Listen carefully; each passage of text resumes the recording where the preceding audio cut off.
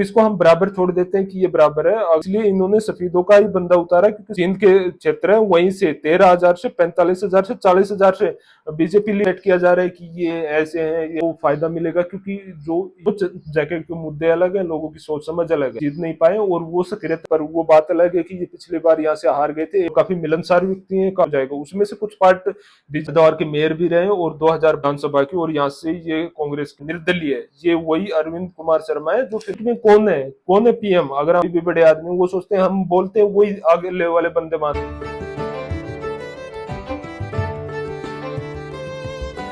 बाढ़ न्यूज देखने वाले सारे दर्शकों ने राम राम और नमस्ते।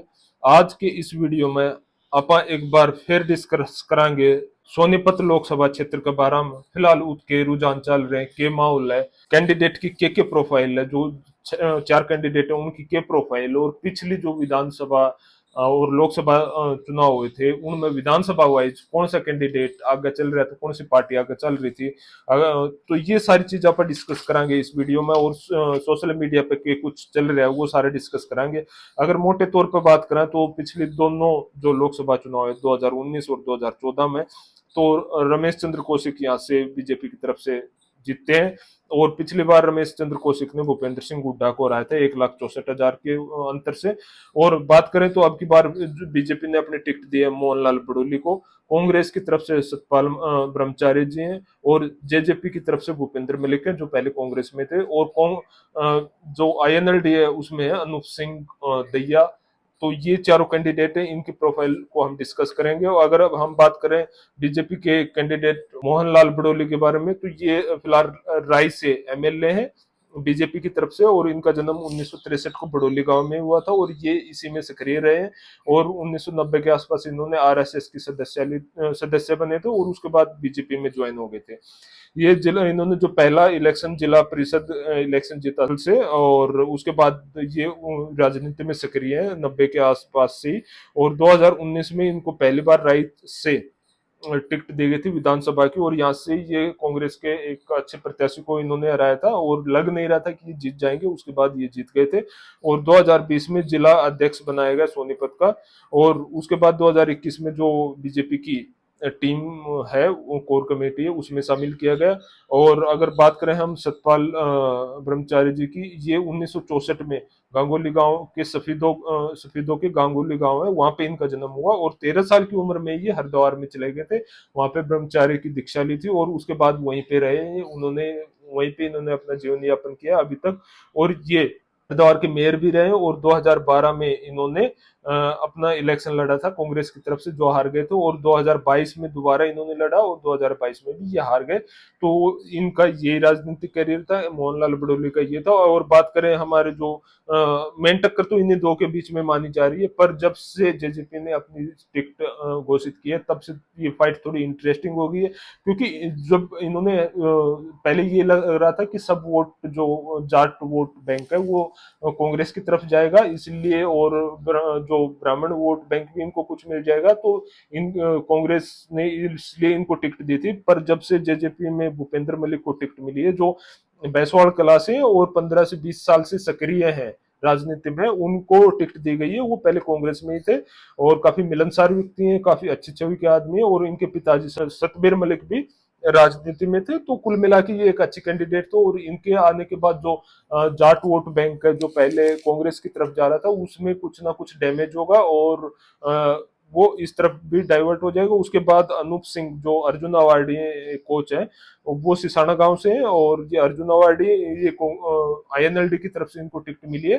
तो ये भी कुछ ना कुछ एक सिसाना गांव के आसपास, सिसाना गांव भी अपने आप में एक बड़ी आबादी का गांव है, तो ये दोनों कुछ वोट बैंक मान, हम ये नहीं कह रहे कि 100% जो जाट वोट है वो कांग्रेस को जाएगा, उसमें से कुछ पार्ट बीजेपी को भी जाएगा, उसके बाद कांग्रेस को भी जाएगा, जेजेपी को भी, आईएनएलडी को। तो कुल मिला के जो वोट मिलना चाहिए था, फाइट इंटरेस्टिंग नहीं बन रही थी, अब थोड़ी इंटरेस्टिंग बन गई है क्योंकि कुछ वोट इधर भी डाइवर्ट हो जाएंगे इनकी तरफ।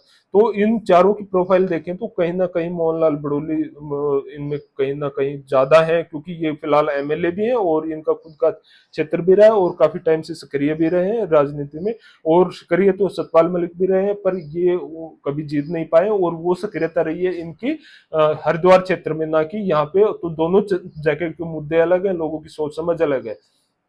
तो कुल मिला के ये कैंडिडेट का प्रोफाइल था। तो इसमें मोहनलाल बड़ोली कहीं ना कहीं हैवी पड़ रहे हैं। और अभी तक जो सोनीपत लोकसभा है वहां पे 12 चुनाव हुए हैं, जिनमें 3 बार ब्राह्मण कैंडिडेट जीते हैं, और 2 बार जीते हैं रमेश चंद्र कौशिक 2019 और 2014 में। एक बार अरविंद शर्मा 1996 में निर्दलीय, ये वही अरविंद कुमार शर्मा है जो फिलहाल रोहतक से चुनाव लड़ रहे हैं दीपेंद्र हुड्डा के अगेंस्ट, और जो पिछली बार जीत भी गए थे। और ये वही अरविंद शर्मा है जो 2 बार करनाल से चुनाव जीत चुके हैं, और ये एमपी गांव है, एमपी माजरा गांव है, झज्जर में, वहां के हैं। तो इनको हम हल्के में नहीं ले सकते। इसलिए मैं कह रहा था कि रोहतक की सीट कहीं ना कहीं मतलब मैं कहीं भी दीपेंद्र हुड्डा को ऐसा नहीं बोला कि वो जीत जाएंगे, वो इंटरेस्टिंग फाइट बनेगी। तो कुल मिला के यहाँ मोहनलाल बड़ोली हैवी पड़ रहे हैं सतपाल ब्रह्मचारी से, क्योंकि इन दोनों के बीच में ही फाइट है। उसके बाद हम इनके पॉजिटिव और नेगेटिव की बात करें, तो पॉजिटिव की बात करें तो ये फिलहाल एमएलए हैं राय से, राय जो विधानसभा क्षेत्र आता है सोनीपत में, और इनका होम है और काफी टाइम से यहीं से करी है। उसके बाद जो रमेश कौशिक जो पिछली बार 2 बार जीते थे, वो कुछ अनैतिक कारणों से उनको टिकट नहीं मिली थी, तो वो इनके साथ ही हैं। मतलब उनका भी उनको साथ मिल जाएगा। अगर हम इस फैक्टर को हटा भी देते हैं तो मोदी सरकार का इनका साथ है, क्योंकि अभी सेंटर में पिछले 10 साल से यही सरकार है, और हरियाणा में भी। तो वो सब चीजें। उसके बाद इंडस्ट्रियल एरिया है, तो इंडस्ट्रियल एरिया के आसपास लोगों की समझ रहती है, या शहरी क्षेत्र के आसपास लोगों की समझ रहती है, बीजेपी को वो अच्छा मानते हैं। उसके बाद जब इनका नामांकन हुआ था, तो मनोहर लाल खट्टर जी इनके नामांकन दाखिल कराने गए थे, उस टाइम वहां पे इनके साथ थे। तो मतलब पूरी बीजेपी का इनको साथ है। जब मनोहर लाल खट्टर अपने पूर्व मुख्यमंत्री इनके साथ रहे थे, और इनको जो किसान आंदोलन हुआ था उसका जो फायदा मिलेगा, क्योंकि जो ये आसपास का एरिया इंडस्ट्रियल एरिया है सोनीपत के आसपास, ये पूरा बंद हो गया था। इसलिए जो दिहाड़ी वाले मजदूर है या फिर लोकल आदमी, वो इस आंदोलन को पसंद नहीं करते थे, और वो बीजेपी के अगेंस्ट था। तो ये लोग इस बार बीजेपी को वोट करेंगे, ये सबसे बड़ी बात है। और सुनने में आ रहा है इनका कहीं विरोध हो रहा है, तो विरोध हो रहा है तो ये कहीं ना कहीं इनके लिए फायदेमंद है, क्योंकि कुछ लोग सोचेंगे कि अभी जब इनकी सरकार नहीं है तो ये इतना विरोध कर रहे हैं, जब इनकी सरकार आएगी तो पता नहीं क्या कर देंगे। इसलिए काफी कुछ विरोध होने के बावजूद बहुत से वोट कन्वर्ट हो रहे हैं बीजेपी की तरफ। तो कुल मिला के इनके पास काफी अच्छा पॉजिटिव पॉइंट है। अगर हम बात करें पॉजिटिव पॉइंट सतपाल ब्रह्मचारी के, तो उनके पास मेरे को जहां तक लग रहा है एक ही 2 पॉइंट है। पहला तो हुड्डा जी का साथ है उनको, जो अपने पूर्व मुख्यमंत्री 2 बार योजना में रहे, पर वो बात अलग है कि ये पिछली बार यहाँ से हार गए थे 1,64,000 से, और 2 बार के मुख्यमंत्री 1,64,000 वोट से हार गए थे रामचंद्र कौशिक के, रमेश चंद्र कौशिक के खिलाफ, जो कि जिन्होंने सिर्फ सांसद का इलेक्शन लड़ा, उसके अलावा इतना बड़ा नाम नहीं था, फिर भी वो हार गए थे। हाँ, होम डिस्ट्रिक्ट है इनका, क्योंकि 3 हम बात करें तो 3 जो विधानसभा क्षेत्र है जींद के, वो यहाँ पे आ रहे हो, और सफीदो इनका गृह क्षेत्र है। बाकी जब 13 साल से ये यहाँ रह नहीं रहे, तो इसका कोई फायदा मिलने वाला है नहीं इसका। इनको एक्सपीरियंस भी हरिद्वार की राजनीति का है, तो इनके पास एक बड़ा पॉइंट यही है। उसके अलावा जो बड़ा पॉइंट है वो है नैरेटिव, कि नैरेटिव सेट किया जा रहा है कि ये ऐसे हैं, ये ऐसे कर देंगे, और काफी काफी अच्छी इनको टिकट दी गई है। अब कहाँ टिकट दी गई है? आप एक हरिद्वार के बंदे को, बेशक से वो हरियाणा का है, पर वो उन्होंने राजनीति वहां की है, जीवन यापन यहाँ किया, उनका कार्य क्षेत्र वो रहा है, तो आप उसको यहाँ पे सेट कर रहे हो और जबरदस्ती नैरेटिव सेट कर रहे हो कि नहीं वो जीत जाएंगे, जीत जाएंगे। ऐसे नहीं जीतेंगे, कि सबको पता ही है अगर यहाँ जीत गए तो काम कहाँ करेंगे, जाना तो उनको वो आपके वही है। क्योंकि अगर आप सर्च कर दो करोगे गूगल पे भी सतपाल ब्रह्मचारी, हरिद्वार आएगा, ना कि सोनीपत और कुछ। तो इनको वहीं पे, जब इनका वहां पे आश्रम है, काफी बड़ा आश्रम है, काफी सेवा करते हैं लोग बाग, और मेयर रहे हैं यहाँ, तो चलती हुई इनकी वहां पे, तो लोगों की समझ में ये चीज आ रही है। मीडिया है, चाहे सोशल मीडिया, यूट्यूब, आप कुछ भी नैरेटिव सेट कर लो, तो ये एक नैरेटिव सेट किया जा रहा है, तो इसका फायदा इनको मिलेगा। पर ये नैरेटिव कितना सेट होता है वो आने वाला टाइम बताएगा। फिर क्षेत्रवाद के लिए मतलब कह रहे हैं कि नहीं ये इसी क्षेत्र से है, तो ऐसा कुछ नहीं है भाई, क्षेत्रवाद के कारण ही, क्योंकि अगर आप देखोगे ना तो यहाँ पे जो 3 जींद के क्षेत्र है, वहीं से 13,000 से 45,000 से 40,000 से बीजेपी लीड लेके गई है। जबकि अपोजिट में कौन खड़ा था 2019 में? भूपेंद्र सिंह हुड्डा। और कोसली से पता है क्यों आ रहा था? यही था क्षेत्रवाद। क्योंकि कहते हैं कि जितना क्षेत्रवाद लगभग इन्होंने, जो जब 10 साल हुड्डा की सरकार रही थी, तो इन्होंने अपना लगभग टाइम बिताया है रोहतक सोनीपत झज्जर के एरिया में। अब बात करें तो कौशल यात्रा रेवाड़ी में, इसलिए लोगों ने जैसा किया था इन्होंने, क्योंकि रेवाड़ी की तरफ इन्होंने ध्यान नहीं दिया। इसी तरह अगर आप जाओगे तो इन्होंने जींद में भी कोई काम नहीं किए थे, इसलिए भूपेंद्र सिंह हुड्डा को हरा दिया। ये कह रहे हैं कि नहीं मोदी लहर थी, मोदी लहर नहीं थी भाई, लोगों को दिखाई देता आप क्या काम कर रहे हो, किस क्षेत्र में काम कर रहे हो। और जो क्षेत्रवाद करता है वो पार्टी अभी खत्म हो रही है, जैसे हम बात करें आईएनएलडी की, जेजेपी की, ये खत्म क्यों हो रही है, क्योंकि ये क्षेत्रीय पार्टियां थी, इन्होंने क्षेत्रवाद किया है और इसीलिए खत्म हो रही है। तो वो सब चीजें, और दूसरा नैरेटिव सेट कर रहे हैं कि कास्ट के ऊपर, कि जो जाट वोट बैंक है वो बीजेपी में जाएगा। भाई क्यों जाएगा, तुमने किसी जाट बंदे को टिकट दिए, दो दो टिकट जाट बंदों को दिए बीजेपी ने, दो ही आपने दिया। बात भी गलत है, कास्टिज्म इस फिलहाल बिल्कुल मतलब है, पर उस लेवल का नहीं है जिस तरह से मीडिया दिखा रहा है या यूट्यूब पे लोग दिखा रहे हैं या बहुत से पत्रकार बोल रहे हैं।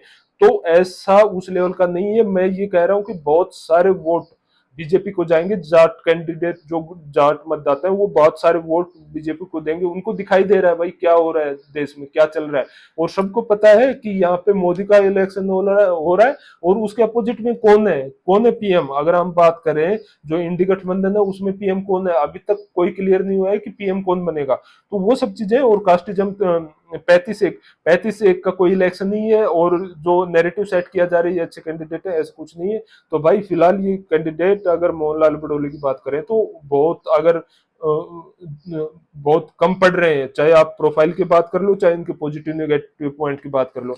उसके बाद बात करें हम विधानसभा क्षेत्र वाइज की, 2019 में इलेक्शन में हुए थे, तो उनमें कौन आगे चल रहा था, तो सिर्फ दो ही एरिया ऐसे थे जहां से कांग्रेस ने लीड की थी। एक था खरखोदा का एरिया, एक बड़ोदा का। तो ये दो एरिया थे जहां से कांग्रेस ने लीड की थी, और सब जगह एक अच्छी लीड से बीजेपी आगे चल रही थी, यहाँ 40 और 45 की। पता है क्यों, क्योंकि हुड्डा ने काम ही सिर्फ रोहतक सोनीपत और झज्जर एरिया में किए थे, इसलिए उनसे बाहर कौशले वहां से इतने ज्यादा वोट से क्यों हारे, क्योंकि जितने भी वैकेंसी थी, जो भी था और जो भी काम हुआ वो सिर्फ इस एरिया में हुआ, और कौशले रेवाड़ी डिस्ट्रिक्ट में आता है, इसलिए वहां से हार गए। इन तीन एरिया में क्यों हारे, क्योंकि ये जींद डिस्ट्रिक्ट के हैं और यहाँ से इसलिए हार गए। नहीं तो सिर्फ एक इसको हम सोनीपत प्रॉपर को छोड़ दें, सोनीपत काफी टाइम से ही पहले यहाँ पे एक कैंडिडेट होते थे कृष्ण सिंह सांगवान, उनका एरिया रहा है। तो ये छोड़ दे तो उसके बाद इतना बड़ा लीड कहीं से नहीं मिली है इनको, और यहीं से मिली है, इसलिए इन्होंने सफेदों का ही बंदा उतारा, क्योंकि सबसे बड़ी लीड यही थी 45,000 की।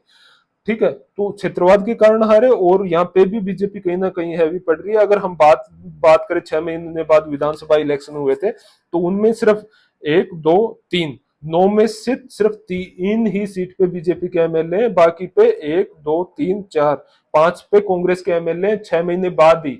तो लोगों को एक ये भी सेट किया जा रहा है कि नहीं ये भूपेंद्र हुड्डा का इलेक्शन, नहीं भाई सबको पता है किसका इलेक्शन है, ये प्रधानमंत्री का इलेक्शन है। सब क्या होता है कि एक बार पत्रकार है या कोई भी बड़े आदमी, वो सोचते हैं हम बोलते हैं वही आगे ले वाले बंदे मानते हैं, अरे ऐसा नहीं है भाई। सबको दिखाई दे रहा है कि 6 महीने बाद वोट कहाँ जा रहे हैं, और 6 महीने पहले क्या वोट थे। तो यहाँ पे हर कहीं बीजेपी लीड कर रही थी, और 6 महीने बाद बीजेपी, क्योंकि उन्होंने उस लेवल का, अगर हम स्टेट गवर्नमेंट की बात करें तो उस लेवल का अच्छा काम नहीं किया था। दूसरा जो था जाट आंदोलन, उसको कंट्रोल करने में कहीं ना कहीं विफल रही थी, इसलिए जो 6 महीने बाद इलेक्शन हुए उनमें हार गई थी। तो इसमें अगर एमएलए वाइज बात करें तो एमएलए 5 कांग्रेस के हैं, तो यहाँ कांग्रेस लीड कर रही है। अगर पिछली बार की लीड की बात करें तो बीजेपी लीड कर रही थी, तो इसको हम बराबर छोड़ देते हैं कि ये बराबर है। अगर उसके अलावा जो बात रहती है कि यहाँ पे प्रोफाइल में मोहनलाल बड़ोली हैवी पड़ रहे हैं, और यहाँ पे जो इनके पॉजिटिव पॉइंट है, यहाँ पे भी मोहनलाल बड़ोले भारी पड़ रहे हैं, और सत्यपाल मलिक काफी लो लेवल पे लग रहे हैं, और इनको सिर्फ सेट किया जा रहा है कि मीडिया की तरफ से और सोशल मीडिया की तरफ से, यूट्यूब से। तो ऐसे सेट करने से नहीं होगा, जो गलत नैरेटिव फैलाए जा रहे हैं कि वो भी नहीं होगा, क्षेत्रवाद जो किया है वो भुगतेगा। और जो कि कास्ट ये कह रहे 35-1 का है, 35-1 का चुनाव नहीं है भाई। बहुत सारे जाट वोट भी बीजेपी को जाएंगे, बहुत ज्यादा जाएंगे, मेरा जहां तक मानना है 20 से 30%, 20% तक जाएंगे।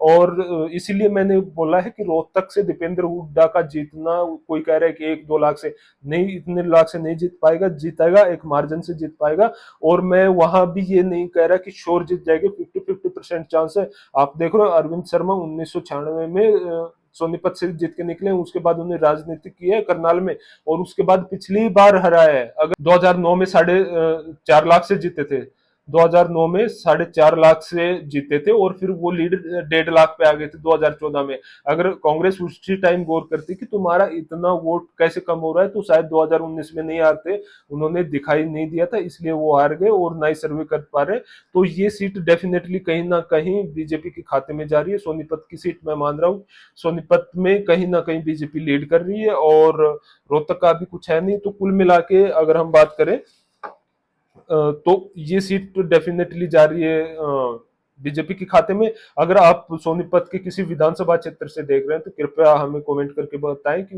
वहां क्या माहौल चल रहा है। सोशल मीडिया पे सिर्फ सेट करने की बात चल रही है, एक नैरेटिव सेट करने जा रहे हैं कि नहीं ये जीत जाएंगे। जब इन्होंने कार्य क्षेत्र ही इनका हरिद्वार का, तो कैसे सेट हो जाएंगे? हर कोई जानकार है, ऐसा बेवकूफ कोई नहीं है, सबको पता है। और इतना विरोध नहीं है जितना सोशल मीडिया पे दिखाया जा रहा है कि बीजेपी का विरोध ऐसा है।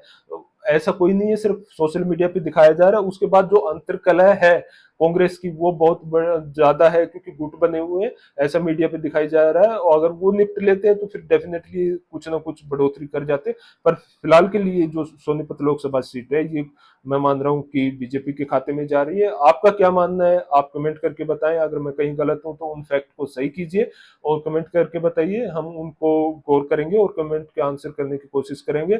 और अगर आपके कोई सुझाव है या नेक्स्ट वीडियो किस लोकसभा क्षेत्र पे चाहते हैं, तो वो कमेंट करके बताएं। अगर आपके कोई सुझाव है हमारे चैनल के प्रति, हमारी वीडियो के प्रति, तो वो बताएं, हमको उनको लागू करने की कोशिश करेंगे। और यहाँ तक हमारे साथ वीडियो में बने रहने के लिए आपका धन्यवाद। Thank you.